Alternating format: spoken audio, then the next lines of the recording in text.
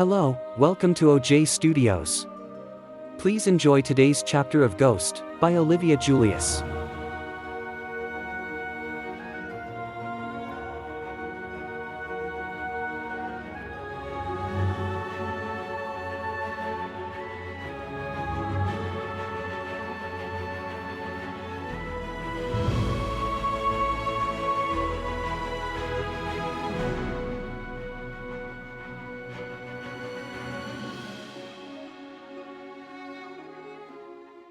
I made my way back to the doll room, Elizabeth's body trembling with exhaustion. Her yellow dress was stained and torn, the oversized hoodie hanging loosely over her frame. My grip on the extractor was tight, the weight of it a reminder of what had just transpired. As I pushed open the door, the dolls began to emerge from the shadows, their small, jerky movements creating an eerie chorus of soft creaks and taps. At first, they moved toward me, their button eyes and painted faces seeming almost eager. But then they stopped. Their heads tilted in unison, and their eyes fixated on Elizabeth's worn-out form. The silence was heavy, their lifeless expressions somehow conveying a strange mixture of concern and curiosity.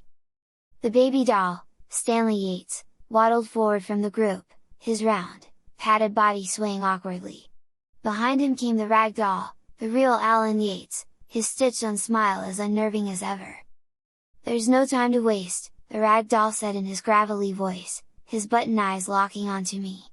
"You've done what you came to do, but we can't stop now. I need my body back. It's the only way to ensure this doesn't happen again."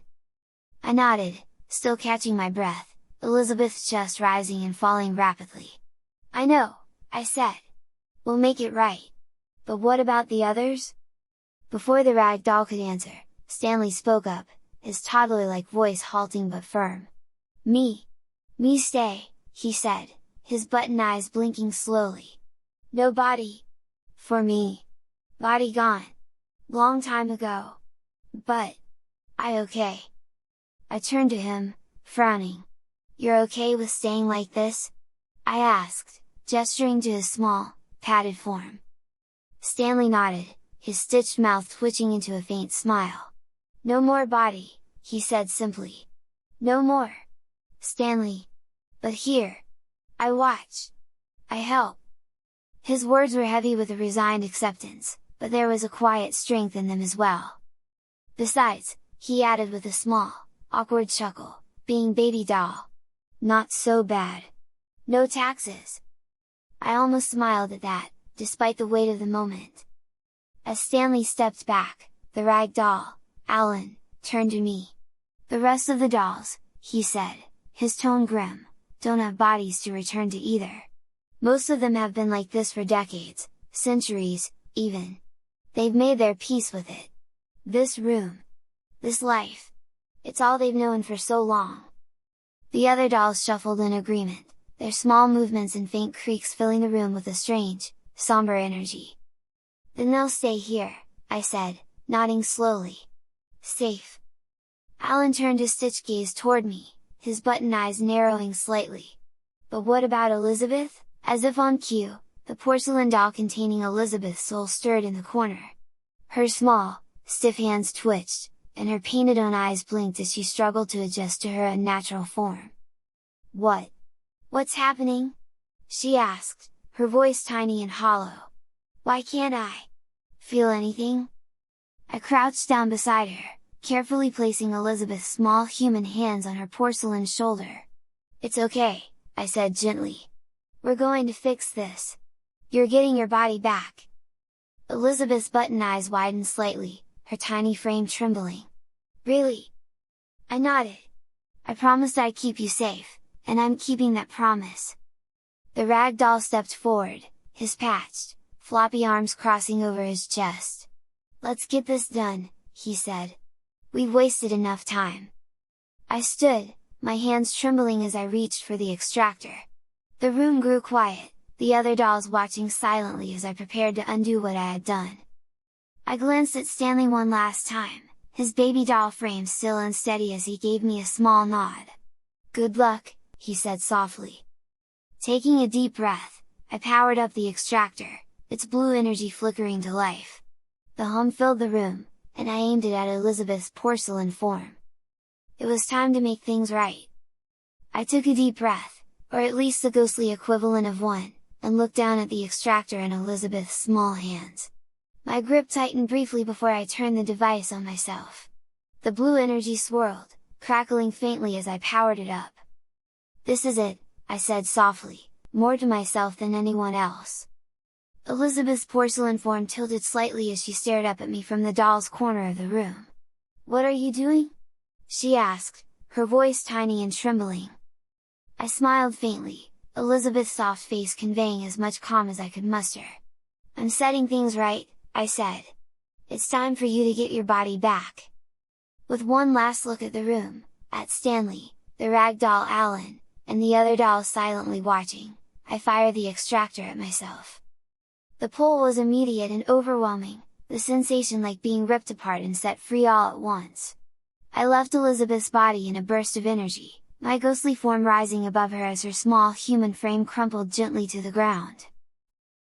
Floating weightlessly in the air, I looked down at her, my translucent form shimmering faintly in the dim light.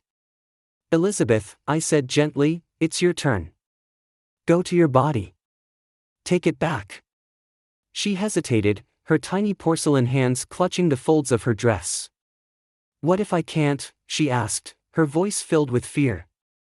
"You can," I said firmly. "I'll guide you. Just focus on your body, feel it, remember what it's like to move, to breathe. It's yours. Take it back." Elizabeth nodded, her button eyes narrowing with determination. Slowly, she stepped forward, her jerky porcelain movements clumsy but purposeful. I watched as her tiny hands reached out toward her human body, her focus unwavering. A faint glow surrounded her as she moved closer, her porcelain form beginning to flicker and fade. With a final burst of light, Elizabeth's soul slipped back into her body. Her chest rose sharply as she gasped, her small hands twitching before she opened her eyes. "I'm back," she whispered, her voice trembling with relief. "I'm really back." I floated closer, smiling faintly. "Good job," I said softly. Elizabeth sat up, her hands clutching the extractor tightly as she looked at the rag doll standing nearby. "Now what?" she asked, turning her gaze to me. I gestured toward the rag doll, Alan Yates, the real one. "It's his turn," I said. "Use the extractor, just like I showed you. Aim it at him and fire." Elizabeth hesitated, glancing between me and the doll, but she nodded. Standing on shaky legs, she raised the extractor, its blue energy humming to life once again. Alan's stitched smile didn't waver as he stood silently, his button eyes steady. "Do it," he said simply, his gravelly voice calm. Elizabeth fired. The energy struck the rag doll, wrapping around it in glowing tendrils. Alan's ghostly form rose from the doll, shimmering faintly before being drawn back into his human body, which lay crumpled on the floor nearby. The room fell silent as Alan Yates opened his eyes, gasping as he sat up. For the first time in decades, he was human again. He looked down at his hands, his expression a mixture of disbelief and relief. I'm back," he whispered, his voice thick with emotion. Alan sat up slowly, his chest rising and falling as he drew in a shaky breath for the first time in decades. His eyes widened as he looked down at his hands, flexing his fingers experimentally. The simple motion, bending and straightening each digit, seemed to mesmerize him. "I miss this," he said softly, his voice trembling with emotion. The doll. The rag doll didn't have fingers. I didn't realize how much I missed just moving them. His hands began to tremble, his knuckles widening as he clenched his fists.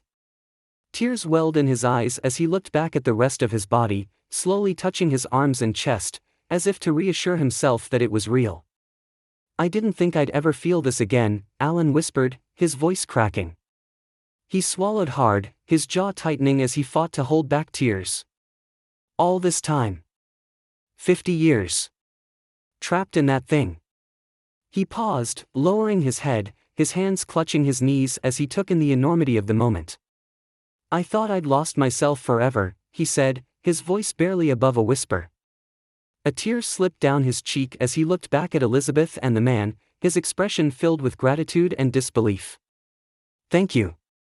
I don't know how I can ever repay you for this." Elizabeth stared at him, her small frame trembling slightly. "You're really him," she said. "The real Alan Yates."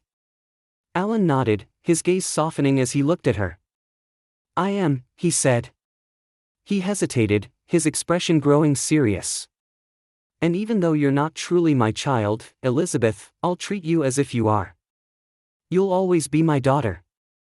Elizabeth's eyes filled with tears, and she nodded. Nearby, the baby doll, Stanley Yates, waddled forward, his padded arms flopping slightly. "What? Now?" he asked, his toddler-like voice halting. He looked up at me, his button eyes blinking slowly. "You go back to doll?" Before I could answer Stanley's question, I felt a faint pull, a warmth that began to grow behind me. I turned slightly, and though Elizabeth and Alan couldn't see it, Stanley's button eyes blinked, watching the faint shimmer of light appearing around me. The light wasn't overwhelming, but it was there, soft, inviting, and pulling at the very core of my being. Stanley tilted his padded head, his toddler-like voice curious. "You leaving?" I hesitated, hovering weightlessly in the air. The light was tempting, a promise of peace after everything I had endured. After solving my murder, freeing Alan, and protecting Elizabeth, hadn't I earned it? "I don't know," I said honestly, my voice distant, my thoughts churning. Stanley waddled forward, his small, round body swaying awkwardly. "You go?" he asked again, his tone hesitant. "Forever?" I looked at him, my ghostly form shimmering faintly in the dim light of the doll room. "I've done what I needed to do," I said softly. "Elizabeth is safe. Alan has his body back. Maybe it's time for me to move on."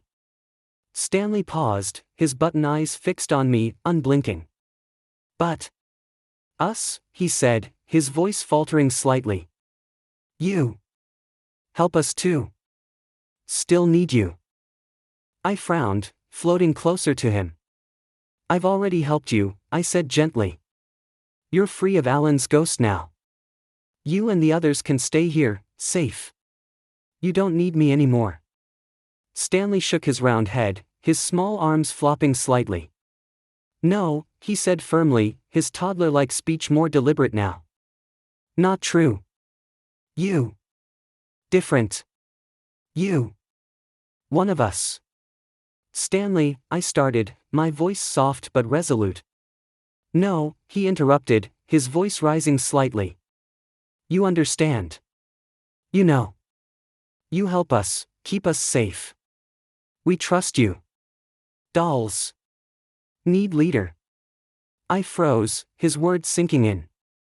"You don't need a leader," I said after a moment. "You're all self-sufficient. You've been surviving down here for decades." Stanley's button eyes narrowed, his stitched smile tilting slightly as he spoke. "Survive?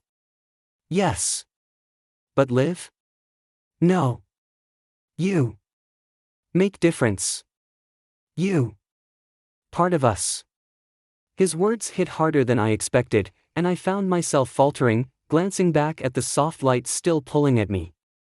Stanley took another step forward, his round body wobbling slightly. "If you go, who help us? Who lead when danger come back? You say we safe. But world not safe. Never safe." I stared at him, the weight of his plea settling over me. "If I stay," I said slowly, my voice uncertain, "I'll be trapped again. Back in the doll. No body. No life." Stanley's stitched smile twitched faintly, his painted-on expression somehow managing to look bittersweet. "You know trap," he said softly. "You family." The word hung in the air between us, heavy and unspoken until now. Family. I glanced back at the light one last time, its pull growing fainter as I hesitated. Then I looked around the room, the dolls watching silently, their unblinking eyes filled with a strange, quiet hope. I turned back to Stanley, floating down slightly until I was level with his small, padded form. "If I stay," I said carefully, "it's to help. To protect all of you. Nothing else." Stanley nodded, his button eyes blinking slowly. "That. All we want," he said simply. I closed my eyes, letting the pull of the light fade entirely. The warmth dimmed, replaced by the cold, heavy reality of the doll room. Slowly, I reached out, letting myself flow back into the porcelain doll's body. The sensation was familiar now, the stiffness of the joints, the hollow weight of the form. When I opened my painted-on eyes, the room felt both smaller and heavier than before. But Stanley's small, padded hand rested on my porcelain arm, his stitched smile soft and encouraging. "Welcome back," he said simply. I nodded, glancing at the other dolls. They shuffled closer, their tiny bodies moving with a strange, quiet energy. I wasn't free. But for the first time, I felt like I belonged. Elizabeth and Alan stood in the doorway to the doll room, their mortal forms solid and vibrant against the eerie, flickering light of the space. Elizabeth clutched the extractor tightly, her small hands trembling slightly, while Alan stood tall, his face calm but weary from everything that had transpired. They couldn't see me in my ghost form earlier, only Stanley could, but now, as I stood in the porcelain doll, my painted-on eyes gazing at them, they looked directly at me. There was something in their expressions I didn't expect, gratitude. Elizabeth stepped forward hesitantly, her yellow dress still wrinkled and torn from the chaos of the day. "You don't have to stay here all the time," she said softly, her voice small but sincere. "I mean, I know you've done so much already, but if you ever want to leave the doll, if you need to stretch or, I don't know, feel like a person again," she glanced at Alan for support. Alan placed a hand on her shoulder, his expression solemn. "She's right," he said, looking down at me with a new understanding. "You've saved my life, my family, and countless others. If you ever need it, you're welcome to use either of us. You don't have to stay confined here forever." I tilted my porcelain head, their words catching me off guard. "You're offering yourselves?" I asked, my hollow voice echoing faintly in the room. Elizabeth nodded quickly, her big, earnest eyes meeting my painted ones. "Yeah. I mean, I'm still a kid, and I don't know how I feel about sharing my body all the time," she admitted, a small smile tugging at her lips, "but you saved me. And if it helps you, I'd be okay with it. Sometimes." Alan gave a small nod of agreement, his hand still firm on her shoulder. "We owe you that much," he said. "After what you've done, it's the least we can offer." For a moment, I didn't know how to respond. The idea of stepping into a real, human body again, feeling warmth, breath, and the pulse of life, was tempting. But at the same time, I couldn't ignore the weight of their offer. "I don't know what to say," I admitted, my painted mouth unmoving but my voice trembling slightly. "I appreciate it, but that's a lot to ask of yourselves." Elizabeth gave a small laugh, her gaze dropping shyly. "It's not like you haven't already been in my body," she teased, then quickly added, "but, you know, this time you can ask first." I let out a faint, hollow chuckle, a sound that felt strange coming from the doll.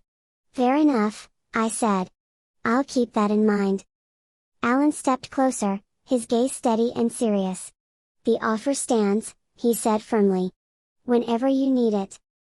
I looked between the two of them, Elizabeth's hopeful, innocent face and Alan's steadfast, resolute one, and nodded slowly. "Thank you," I said softly. "For understanding. For trusting me." Elizabeth smiled brightly, and even Alan's normally stern face softened. For the first time in what felt like forever, I felt a faint flicker of peace, knowing that I wasn't alone in this strange, cursed existence. For now, I had a place. A purpose. And if I ever needed more, I knew I wouldn't have to face it alone. 1 year later. The sunlight streamed down warmly as I stepped out of my little hut, the hem of my new blue sundress swaying gently with each movement. It was a simple dress, but beautiful, stitched carefully by another spirit who lived in the doll village. The fabric fit my porcelain form perfectly, the soft blue contrasting nicely with my pale, painted skin. As I stood there, basking in the warmth of the sun on my porcelain skin, or what passed for skin, I glanced down at my dress, adjusting the straps slightly. It had taken time to accept this new identity, to stop feeling like a ghost trapped in something unnatural. When the Yates family brought in hundreds of new dolls for spirits to choose from, I had been given the chance to pick a different body. I could have chosen anything, a taller doll, a different face, even a male form to match the life I once had. But I didn't. This porcelain body, delicate yet strong, had become mine in ways I hadn't expected. The swish of my dress, the way my hands moved with careful precision, these things weren't foreign to me anymore. They were me. It was strange at first, thinking of myself as her instead of him, but over the past year, I had come to terms with the reality of my situation. This wasn't just a body I had been placed into. It was who I was now. And so, I had chosen a name to reflect that. Sarah? I had spent so much of my existence defined by what I'd lost, by who I'd been before. But Sarah felt like a fresh start, a way to move forward like the person I had become. I stepped out into the small village the dolls had built over the past year. It was nestled on a quiet plot of land just outside the Yates mansion, a gift from Elizabeth and Alan. The family had worked tirelessly to secure the area for us, fencing it off and ensuring that no prying eyes could stumble upon the strange little community of spirits turned dolls. The village was vibrant and bustling, a testament to what we could accomplish together. Tiny houses, shops, and meeting spaces lined the narrow, winding paths. Dolls of all shapes and sizes moved about, their jerky but determined movements giving the village an energy that felt almost alive. Some were porcelain like me, their painted faces adorned with intricate designs. Others were rag dolls, their patchwork bodies stitched together with care. There were plastic dolls, wind-up toys, and even a few stuffed animals, their soft forms moving with surprising grace. A few Barbie dolls walked confidently through the village, their movements smoother than most. They had an uncanny ability to stay perfectly poised, their painted-on smiles never fading, even when they were deep in conversation. One of them, a former businesswoman in life, had taken it upon herself to run the village's fashion boutique, using scraps of fabric and thread to create new outfits for those who wanted them. We had all found a way to coexist, to build something meaningful out of the lives we'd been given. Life here was simple, in a way that the living would never quite understand. We didn't need to eat or drink. No one worried about illness or aging. Our medical concerns were minor, mainly patching up rips and tears from playing too hard on the weekends. The rag dolls were the most prone to needing repairs, their seams sometimes splitting when the younger ones got too rowdy. The porcelain dolls had to be careful as well, a crack or chip could take days to mend. But despite our differences, despite the fact that none of us belonged to the world of the living anymore, we had found happiness here. And that, I realized, was all that really mattered. Over the past year, the Yates family had taken their commitment to our community even further. Understanding that more lost spirits might one day find their way here, just as I had, they had begun quietly acquiring dolls in preparation. Hundreds of new dolls, still pristine in their boxes, were carefully stored in a large, climate-controlled space beneath the mansion. Every type imaginable was there, porcelain dolls, rag dolls, plastic dolls, stuffed animals, and even high-end collector's figures. Each one waited, untouched, for the day it might serve as a new home for a wandering ghost in need. The idea was simple: if another spirit ever arrived here, confused and desperate as I had once been, they wouldn't have to struggle or steal a body to exist. They would be offered a doll of their choosing, a body to call their own, to move, to live, to be part of something again. No need to haunt the living or cling to the past. They could step into this little village and find acceptance, just as I had. It was a strange thought, knowing that at any moment, a new member could join us. Some of us had been here for decades, even centuries, trapped and forgotten before we built this new life together. Now, no spirit would ever have to endure that loneliness again. Instead of ghosts lingering in the shadows of the world, we would give them a home. A place to belong. a second chance. Over the past year, the Yates family had changed in more ways than I could have imagined. William, once lost in his addiction, had finally been forced into rehab by the real Alan. It hadn't been easy. William had fought it every step of the way, lashing out in anger at his father's demands. But Alan had stood firm, making it clear that if William wanted a future, he needed to take control of his life. Now, after months of treatment, William was finally on the path to recovery. But perhaps the most surprising change had come from Alan and Elizabeth themselves. Unlike the rest of us, they had bodies to return to. They weren't trapped like the spirits in our village. And yet, they had both chosen to become a part of our world in their own way. It had started with curiosity. After spending so much time in the doll village, watching us build and thrive, Elizabeth had begun to wonder what it was like. What it felt like. So, with Alan's reluctant approval, she had used the extractor to pull her soul from her human body and enter a doll of her choosing, a sleek, elegantly dressed Barbie doll with long brown hair that matched her real one. She had laughed when she first moved, marveling at how different everything felt, at how small she was in comparison to the world around her. But she didn't stop at just trying it once. She had a small house built in the village, complete with furniture scaled to her new form, and a closet full of tiny outfits. Now, whenever she wanted to escape the pressures of being the mayor's daughter, she would slip into her doll body and spend time among us, running through the village, playing, and laughing like a child again. Her father, surprisingly, had followed her lead. The real Alan Yates had never forgotten what it felt like to be trapped in a rag doll, powerless and discarded. He didn't want to relive that, but he did want to understand the world we had built. So, like Elizabeth, he had picked out a custom doll for himself, a finely tailored male doll, tall and broad-shouldered, with a suit to match his usual refined appearance. At first, he had been stiff, uncomfortable with the feeling of plastic joints instead of muscle and bone. But over time, he had learned to navigate this strange new form, finding amusement in the simple joys of doll life. He had a small home beside Elizabeth's, one that mirrored his preference for order and sophistication. His closet was filled with miniature suits, each carefully tailored to fit his doll body. Unlike Elizabeth, he didn't spend too much time in the doll village, his responsibilities as mayor kept him busy. But on quiet evenings, when the pressures of running New York City became too much, he would step away, use the extractor, and slip into the world of the forgotten souls he had once overlooked. He would walk among us, talk with us, and, most surprisingly of all, laugh with us. Alan Yates, the man who had once been stolen by a ghost, now willingly became one of us, even if only for a few hours at a time. It wasn't something I ever expected to see. But in a strange way, it felt right. The Yates family had spent years entangled in dark secrets and corruption. Now, they were healing, not just in their own lives, but by bridging the gap between the living and the lost. And for the first time, it felt like we weren't just forgotten ghosts trapped in dolls. We were a community. A family. And we belonged. The Yates family had changed in many ways over the past year, but perhaps the most meaningful was how they helped our family grow. Elizabeth, more than anyone, had taken it upon herself to help lost spirits, especially those who had never known a home of their own.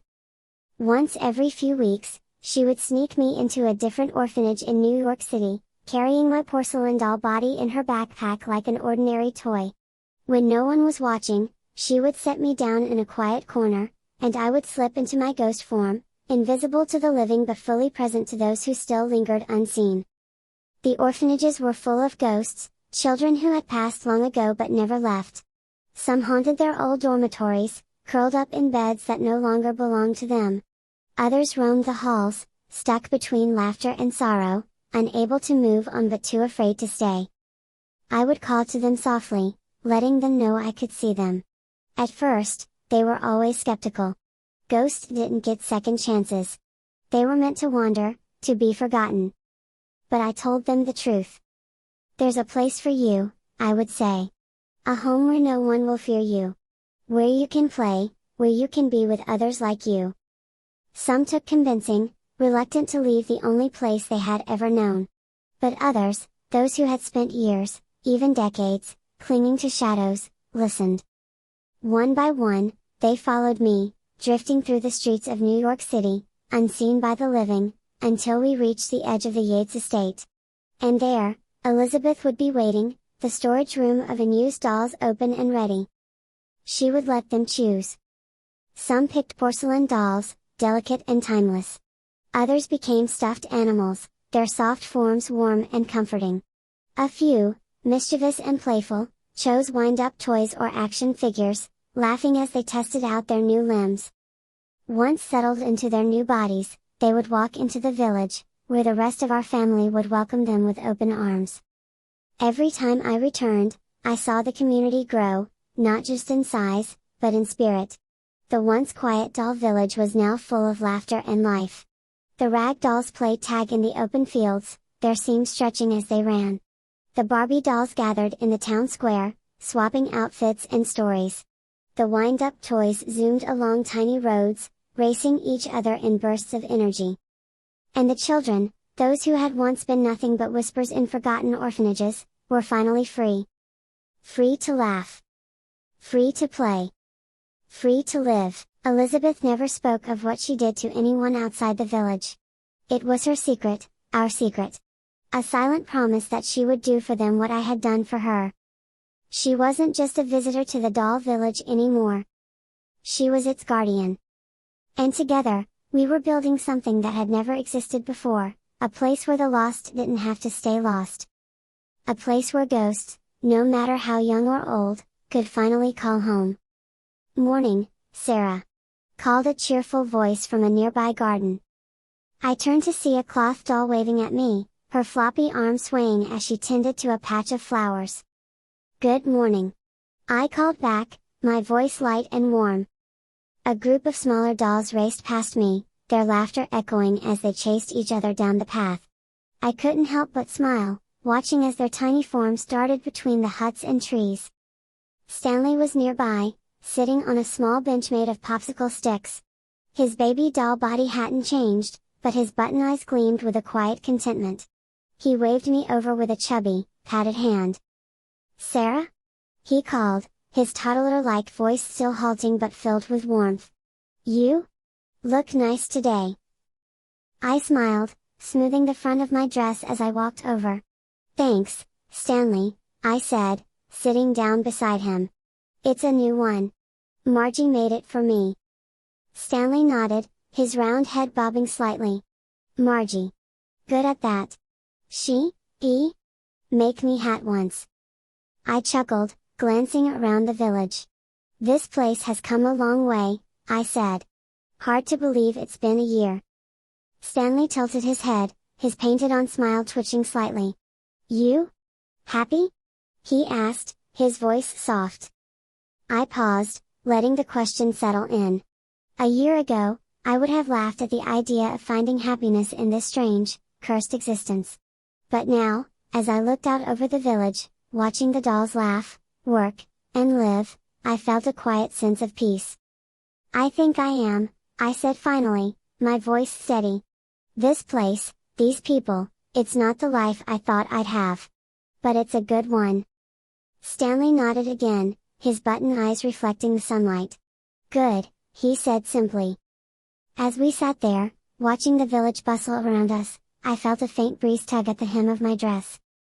This was my life now, this village, this body, this name. And for the first time in a long time, I was okay with that.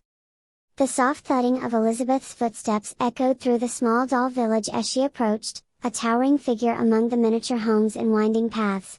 At 12 years old, she was no longer the small child I'd first met, she had grown taller, her features more mature but still retaining that youthful spark. To us, though, she was a giant, her presence casting long shadows over the little community. I looked up from the bench where Stanley and I were sitting, my painted-on eyes unable to blink but still conveying a faint surprise. Dolls and toys around the village paused their activities, some watching her with curiosity and others with a hint of wariness. "Elizabeth," I called out, waving with my small porcelain hand. "What brings you here?" She crouched down carefully, her size making even the slightest movement seem colossal. Her dark hair was pulled back into a ponytail, and she was wearing a casual t-shirt and jeans that seemed enormous compared to our little world. "Hi, Sarah," she said, her voice warm but clearly frazzled. Her eyes flicked to Stanley, and she offered a small smile before focusing back on me. I need your help." Stanley tilted his round baby doll head, his button eyes blinking slowly. "What? Wrong?" he asked in his halting toddler speech. Elizabeth's cheeks flushed slightly, and she fidgeted with her fingers, clearly uncomfortable. "It's my dad," she said, glancing around to make sure no one else was eavesdropping. "Now that he's mayor, he's dragging me to all these stupid events. There's a fundraiser tonight, and I really don't want to go." I folded my tiny porcelain arms, tilting my head as I looked up at her. "You're not exactly in a position to skip, Elizabeth," I said. "Your dad's probably expecting you to smile and wave." "I know that," she groaned, flopping onto the grass beside the bench. Even sitting, she loomed over us. "That's why I came to you." I raised an eyebrow, or at least the painted-on equivalent. "What do you mean?" Elizabeth hesitated, her gaze shifting between me and Stanley before offering a small, sheepish smile. "I want to trade places," she admitted. "Just for tonight and tomorrow. You go to the event, deal with all the boring people, make my dad happy. And I get to stay here as a doll overnight. I'm sure Grandpa will watch me." Stanley laughed for a second. "I don't think he's even used to the idea of someone calling him, a man in a baby doll, a grandpa. The outfit's picked out, so you don't have to worry about that," she added quickly. "Just pick out some pajamas tonight before going to bed. In the morning, we'll swap." Her eyes lit up with excitement, and she clasped her hands together. "Please, Sarah? Just for one day." I stared at her, the absurdity of the request made me pause. "Elizabeth," I started, "you're asking me to take over your body so you can skip a fundraiser." She nodded quickly, her eyes wide with hope. "Exactly. You'd be doing me a huge favor." Stanley shifted beside me, his button eyes narrowing slightly. "Possess. Not easy," he said slowly, his toddler-like voice cautious. "Big? Deal." Elizabeth glanced at him, then back at me. "I know it's a big deal," she said, her voice softening. "But I trust you, Sarah. You've always been there for me. And it's just for a few hours, I'll get my body back as soon as it's over. Please?" I sighed, glancing at Stanley, who gave me a small, unsure shrug. The idea of stepping into her body again felt strange. But Elizabeth's pleading gaze made it clear she was desperate, and she wasn't going to stop asking. "All right," I said finally, standing up on the bench. "I'll help you. But just this once, okay? No making this a habit." Elizabeth's face lit up with relief, and she carefully reached down to pick me up. Her giant hands were warm and gentle as she lifted me, holding me in her palms like a fragile treasure. "Thank you, Sarah," she said, her voice full of gratitude. I nodded, brushing imaginary dust off my blue sundress. "Let's go somewhere quiet," I said. "I'll need a bit of focus to make this work." Elizabeth stood, cradling me carefully as she made her way toward the edge of the village. Behind us, Stanley watched silently, his button eyes filled with a mix of curiosity and concern. As Elizabeth carried me away, I couldn't help but wonder if agreeing to this was a mistake. But for now, I pushed the thought aside. After all, it wasn't the first time I'd stepped into her life. Elizabeth carried me to a quiet corner of the field outside the doll village, where the trees swayed gently in the afternoon breeze. She sat down on the grass, placing me carefully in her lap as if I were the most delicate thing in the world. I looked up at her, my painted porcelain face unable to move, but my voice soft. "You're sure about this?" I asked. "I don't want to do this if you're not." She nodded, her young face serious despite the faint nervousness in her eyes. "I trust you, Sarah," she said firmly. "You've always been there for me. You've protected me. If anyone can get me through this fundraiser, it's you." Her words warmed something deep inside me, something I hadn't felt in years. Maybe even before my death. Okay, I said gently. Close your eyes and stay still. This won't hurt. Elizabeth obeyed, shutting her eyes and taking a deep breath. I focused on the connection between us, the faint tether that still lingered from the last time I'd been in her body. With care, I reached out, letting myself flow into her form like water filling an empty vessel. When I opened her eyes, the world felt different, warmer, softer. I flexed her hands experimentally, feeling the strength and warmth of her human body. It feels so alive, I thought, the contrast to my porcelain form striking. I stood carefully, brushing the grass off Elizabeth's jeans. I could feel her still, deep in the back of her mind, watching quietly. Don't worry, I said softly, speaking aloud to her.